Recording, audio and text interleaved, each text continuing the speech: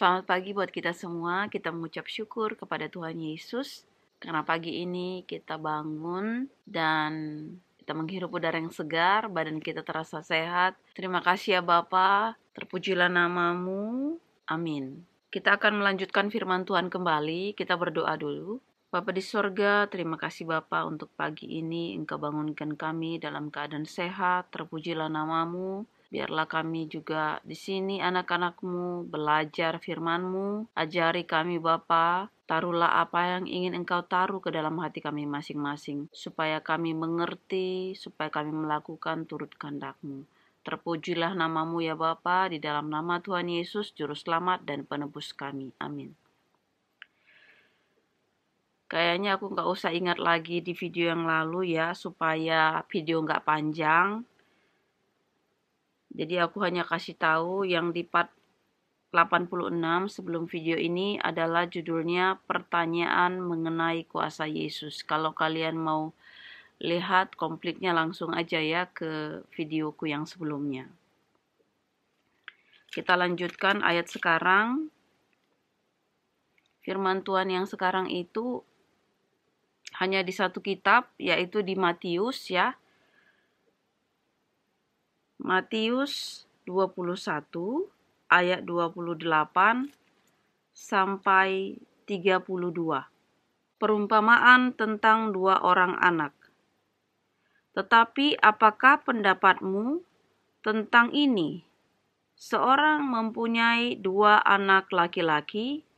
Ia pergi kepada anak yang sulung dan berkata, "Anakku, pergi dan bekerjalah hari ini dalam kebun anggur."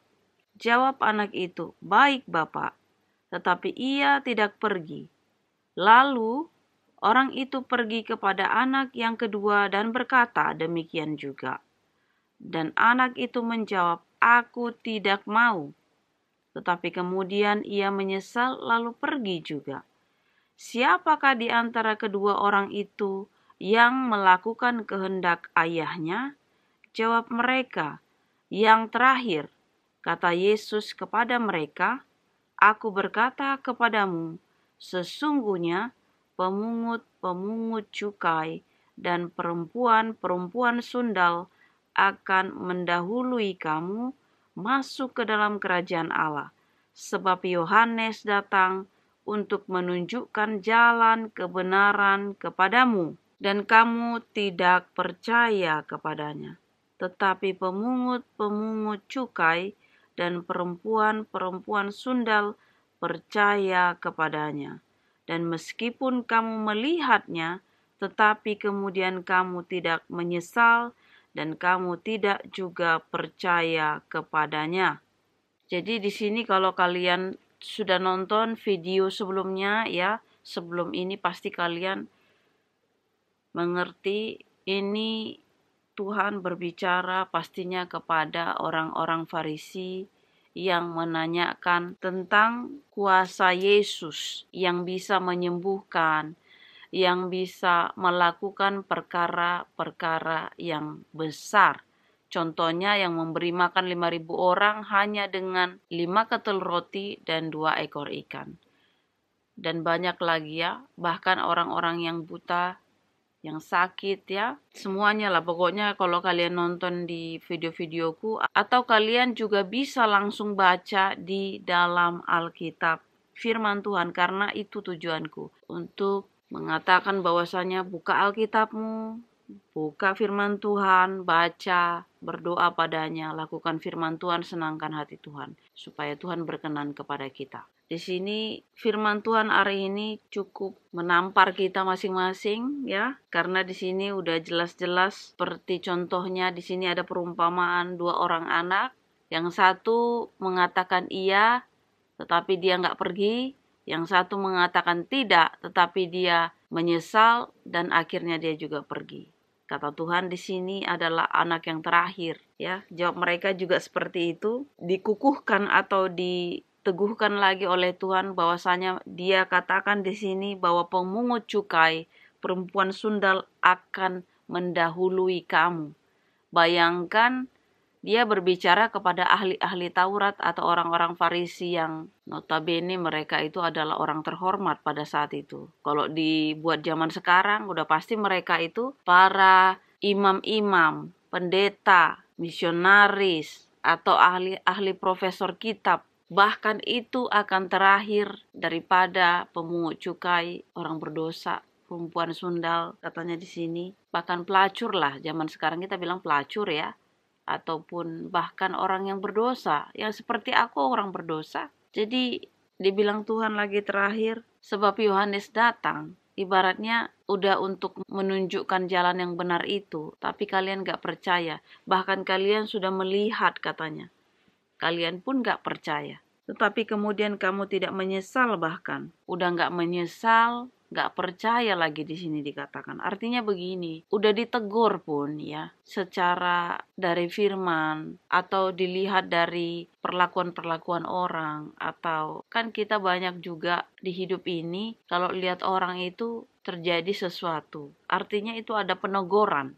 Karena Tuhan kita mengajarkan kita yang baik ya. Jadi kalau ada seseorang yang sudah ditegur, gak dilakukannya juga, dan orang lain yang melihat itu pun kan kita bisa belajar ya. Makanya kalau kita udah melihat seseorang, baik itu dia lakukan yang baik atau baik dia melakukan yang buruk dan berakibat, kita bisa belajar dari kedua hal tersebut. Kalau dia melakukan hal yang tidak baik, kemudian sesuatu terjadi atau peneguran itu datang kepada mereka, kita juga bisa belajar, oh kalau melakukan ini berarti aku salah, harus begini. Atau orang lain itu melakukan hal-hal yang baik di mata Tuhan, sehingga kita juga bisa belajar dari situ. Oh, diberkati sekali ya perkenanan Tuhan dan sebagainya. Jadi dari positif dan negatif itu sebenarnya kita belajar. Yang pasti kita kalau lihat yang positif, kita tambah positif lagi, kita lakukan, kita tiru, kita lakukan. Tapi kalau yang negatif, kita belajar untuk tidak melakukannya. Karena apa? Karena kita udah kenal firman Tuhan ini, kita udah tahu Tuhan itu. Jangan sampai seperti di sini dikatakan, bahkan sudah dilihat pun dia nggak menyesal, bahkan tidak melakukannya. Jadi tidak percaya itu sebenarnya kuasa iblis yang membuat itu ya. Ketidakpercayaan kita kepada Tuhan itu adalah kuasa iblis yang memanipulasi kita. Dan seperti aku bilang, kalau kita telah dekat dengan Tuhan, selalu berkomunikasi, menjaga hubungan baik, hubungan kita itu selalu ke Tuhan itu ya, secara baik, kita pasti bisa melihat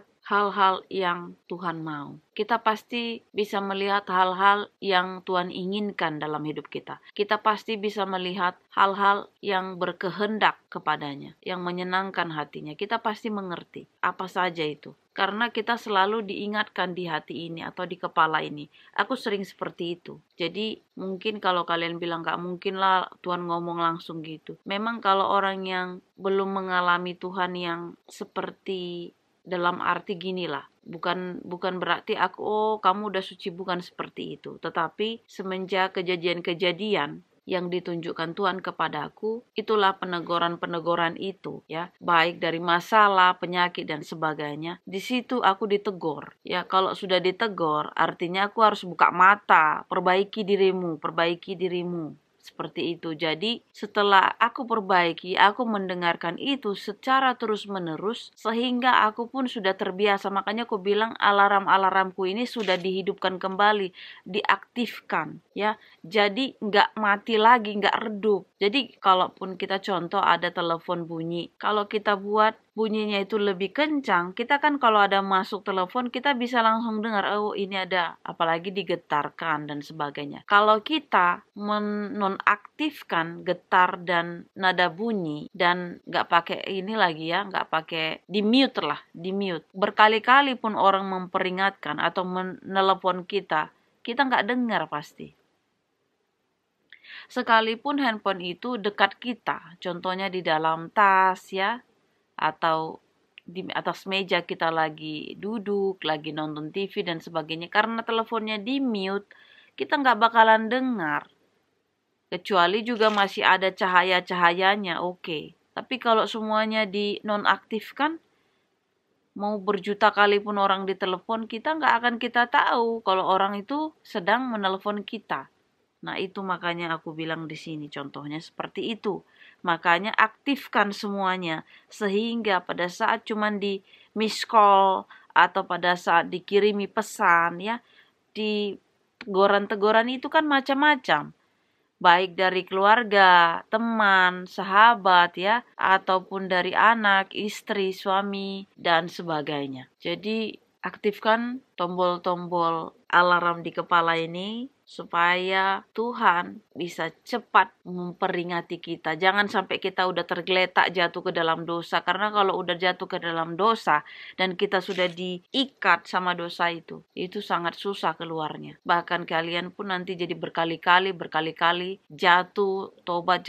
Jadi itu aja kerjaannya nanti. Makanya lebih baik pada saat kita sekarang ini aktifkan semuanya, aktifkan. Jadi sebelum mau jatuh itu sudah ada alarm bunyi, udah tet, udah memperingati kita, ini salah gitu. Jadi kita pun langsung tarik diri dari kejatuhan itu. Pastinya Tuhan akan senang melihat itu dan Dia berkenan kepada kita karena kita menjaga kekudusan tubuh kita, menjaga tubuh, pikiran, jiwa kita semuanya inilah pokoknya dari kuasa gelap, kuasa si jahat. Karena ingat, kalau kita melakukan kejahatan, berarti kita anaknya si jahat, bukan anak Tuhan. Jadi kalau komplain, ya komplainnya ke si jahat, jangan ke Tuhan. Tapi satu hal lagi, hati-hati juga. Jangan seperti orang Farisi yang mengatakan aku anak Tuhan, aku belajar firman Tuhan, tapi perlakuannya tidak dilakukan. Ibaratnya cuma ngaku-ngaku anak Tuhan, tetapi kehidupannya, perilakunya mencerminkan anaknya si jahat. Nah, itu juga hati-hati. Makanya aku bilang di sini, manipulasi setan itu berbahaya sekali. Kalau kita nggak jeli, kita habis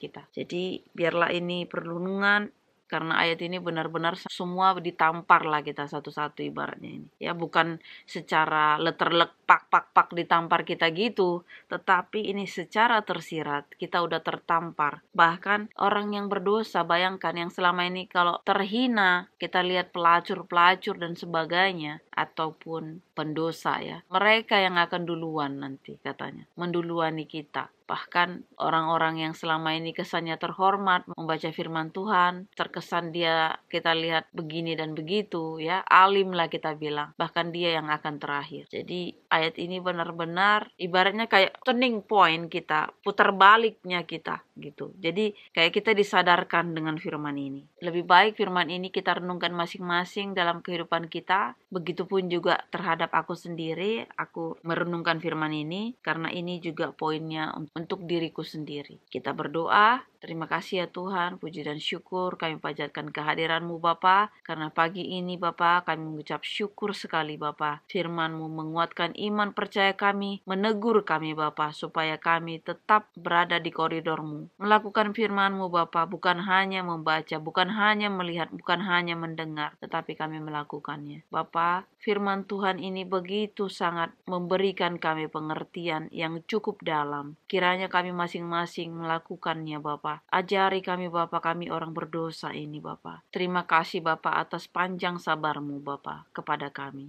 untuk mengingatkan kami, memperingatkan akan apa yang kami harus lakukan ya Bapa, yang benar, yang tepat, yang menyenangkan hati-Mu. Bapa di sorga, sempurnakan doa kami, terpujilah nama-Mu. Kami berdoa di dalam nama Tuhan Yesus, Juru Selamat dan Penebus kami. Amin. Terima kasih sudah menonton video ini. Sampai di sini video kita. Tuhan Yesus memberkati. Amin.